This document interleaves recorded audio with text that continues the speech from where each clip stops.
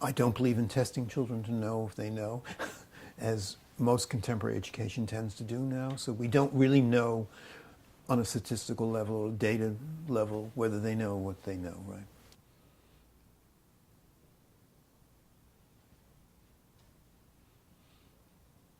I do know. I do know.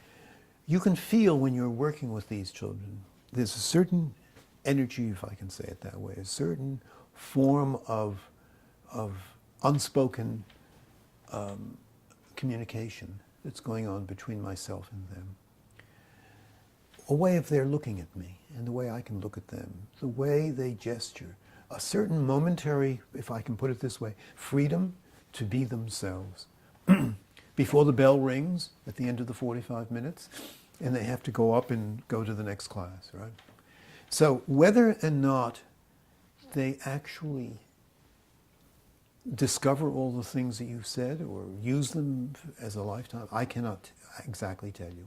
But if you're in the room with them at the moment that this is all happening, I think you can almost be assured that the knowledge that is being spoken of at that moment is in some ways being integrated. It is being integrated. We will never ultimately know how integrated it's been, because life is very complicated and every human being obviously takes a different course in life, different route to where they're going. But I've had children come back to me as adults sometimes and say, I remember, Richard, when you brought the little thread in, or you brought the feather in, or the little this. I remember that. I remember the dinosaurs we talked about. I remember. And or the dragonfly, you know. But they're all invisible things.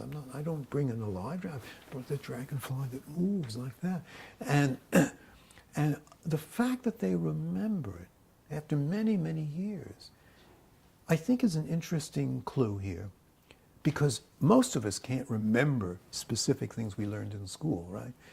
We remember a teacher's face or a certain sound or a smell of a room, but to remember an image like that gives me a clue. And the clue is that the memory of this is not necessarily a fact or that kind of knowledge, which is factual, but it's more internal. It's more of an image. It's more of a sensation. It's something that many people may not be able to articulate during their lifetime, but they know is there.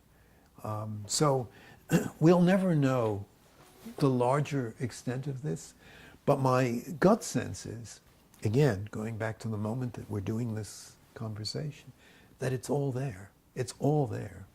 And it's happening. And how each person then integrates it to their own lives as they get older is obviously both complicated and difficult to analyze, but it's there. My hunch is that it's there.